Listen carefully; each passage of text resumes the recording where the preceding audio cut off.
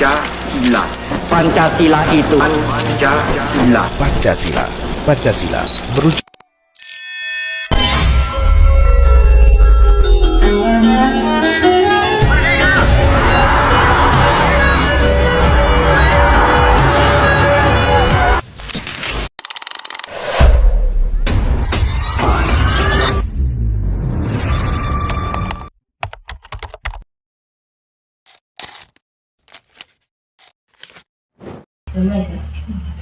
Baik, selamat sore Ibu.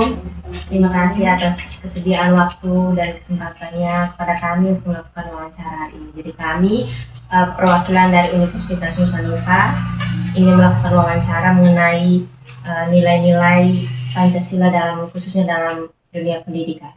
Jadi ada beberapa soal yang akan kami tanyakan kepada Ibu, ada 5 soal. Langsung saja soal pertama. Yang pertama, bagaimana penerapan nilai Pancasila dalam kegiatan belajar mengajar di sekolah? Oke, baik, penerapan nilai-nilai Pancasila dalam pembelajaran di sekolah itu biasanya kami guru itu membiasakan siswa untuk berdoa sebelum pembelajaran dimulai dan setelah pembelajaran dimulai. Nah, itu sebagai wujud nilai ketuhanan. Nah, selain itu juga kami biasanya membiasakan siswa untuk selalu kerjasama dan juga menghargai perbedaan latar belakang. Soal kedua. Baik Ibu, di sini saya mau bertanya, program atau kegiatan apa yang dilakukan sekolah untuk menanamkan nilai-nilai Pancasila kepada siswa? Oke, baik. Untuk program-program yang biasa kami buat itu seperti upacara berbendera. Selain itu ada juga kerja bakti, terus gotong royong dengan penguatan profil pelajar Pancasila. Nah, itu biasanya dilakukan setiap hari Sabtu untuk kegiatan ekstrakurikuler profil pelajar Pancasila itu untuk melatih kerjasama dan juga disiplin dan tanggung jawab siswa. Baik, soal yang ketiga, apa saja kendala yang dihadapi dalam menerapkan nilai-nilai Pancasila di lingkungan sekolah? Oke, untuk mengenai kendala itu biasanya ada pada perbedaan karakter siswa. Dan kita sebagai guru kan otomatis mendapat karakter siswa yang berbeda. Karena dalam satu kelas tentu bukan hanya satu orang toh. Nah, kita pasti menemukan banyak anak-anak, bisa saja 20-30 anak. Nah, di dalam situ pasti mereka punya perbedaan karakter masing-masing. Dan juga sekarang dengan adanya teknologi, itu bagi kami menjadi kendala yang besar juga untuk anak-anak. Karena mereka lebih, sekarang itu jarang untuk belajar toh, mereka lebih ke HP biasanya. Iya. Baik Ibu, selanjutnya, bagaimana peran guru dalam membentuk karakter siswa yang sesuai dengan nilai-nilai Pancasila? Oke, baik. Untuk peran guru tentu saja bukan hanya sebagai pendidik, tapi juga sebagai pembimbing dan juga pemberi teladan.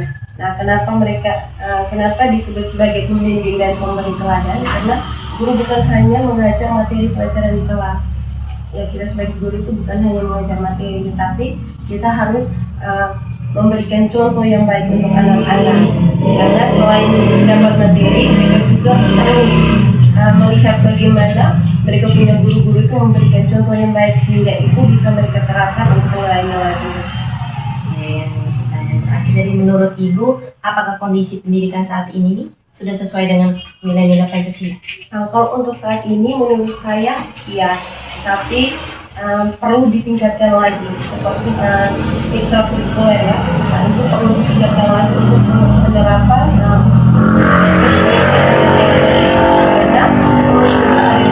dari keluarga dan juga masyarakat. Karena hanya sebagai guru itu pasti tidak bisa, karena anak-anak belajar di sekolah habis, kalau pulang tanpa ada dukungan dari keluarga dan masyarakat pasti itu tidak akan berjalan dengan baik.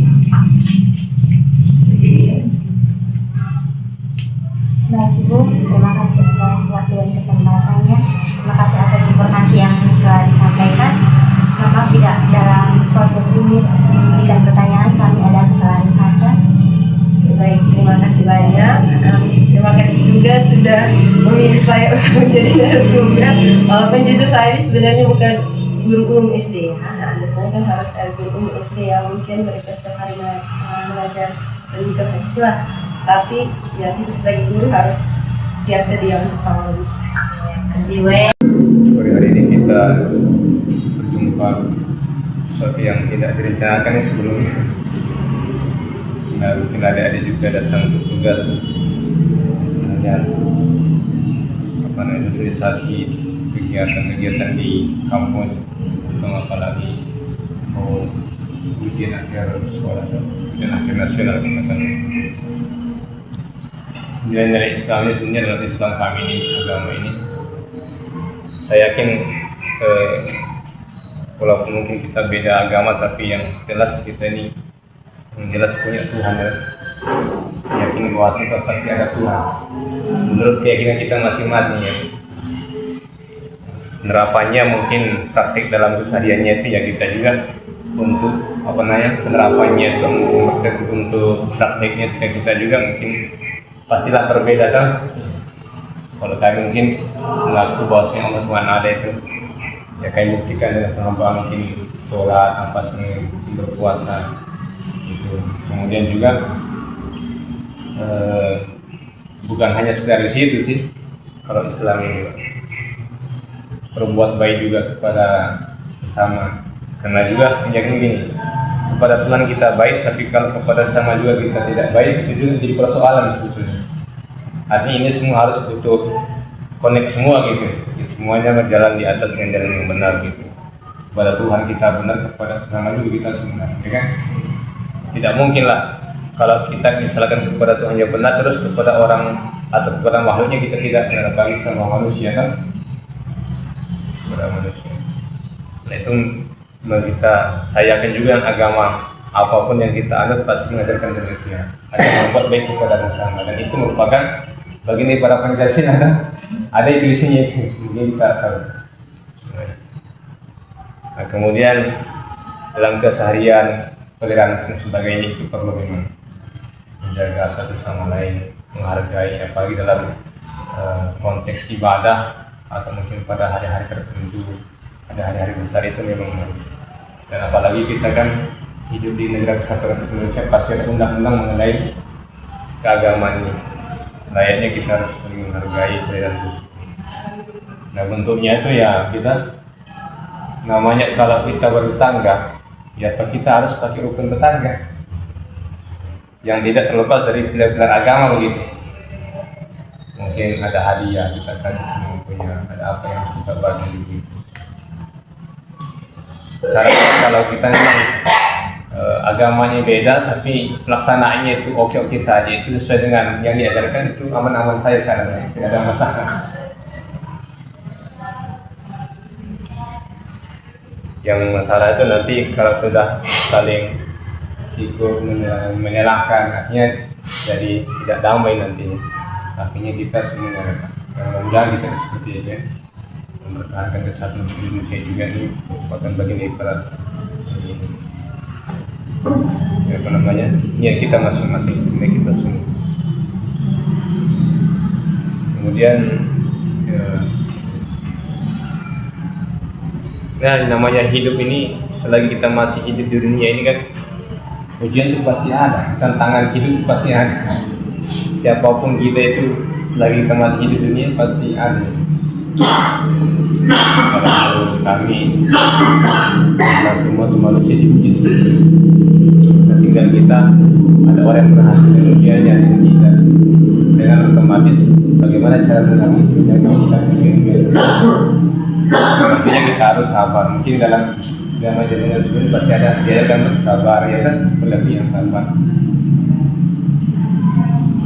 Islam juga demikian diajarkan kita, khususnya diajarkan sabar. Hadapi pun hidup memang tidak semudah yang kita bayangkan.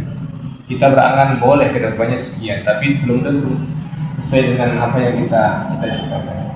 Kita tentukan perlu memang kita hadapi hidupnya dengan ujian, dengan bersabar. Syukur-syukur dibandingin yang itu tadi, berterima kasih kepada Tuhan semesta alam terutama. Yang tidak boleh terlepas berterima kasih kepada orang di sekitar kita ini, terutama orang tua, orang baik. Nah terkadang juga kita ini manusia apa ya, tanpa kita sadari nih, misalkan mungkin ada mau cerita dari apa namanya agar tercapai katakanlah sukses berhasil sampai dari pegawai ini. Nah terkadang kita lupa seolah-olah kita berjuang sendiri gitu, padahal ada tuh orang yang sekitar kita yang menumpang itu tanpa kita sadari, entah mungkin satu pena kah atau mungkin satu kertas kah, dan itu sebenarnya berkaitan gitu. Apalagi yang terpenting itu orang tua kita di dasar ya, yang menjadi penopang dalam mencapai cita-cita kita ke depan itu. Tapi intinya apapun keadaan yang kita hadapi, yang kita alami itu harus kita sabar. Dua perkara katanya itu sifat yang harus kita pegang itu. Tapi dalam Islam terutama itu sifat sabar dan syukur itu perlu. Itu sebenarnya kalau dua sifat itu sudah ada pegangan dalam diri manusia, terutama Islam sendiri, indah sekali gitu. Kayak gak ada masalah gitu. Ketika datang bencana sabari saja, ketika datang syukuri saja gitu. Jadi tidak ada problem. Jadi saya rasa siapapun kita kalau punya dua sifat itu pasti yang hidup itu aman-aman saja. Yang kita takutkan mudah-mudahan tidak terjadi kepada kita semua. Jadi kalau kita menurut dengan ujian yang Tuhan beri kepada kita masing-masing, terkadang kita maaf ada sampai ini. Ya kan agama saya yakin tidak mengarang itu semua loh.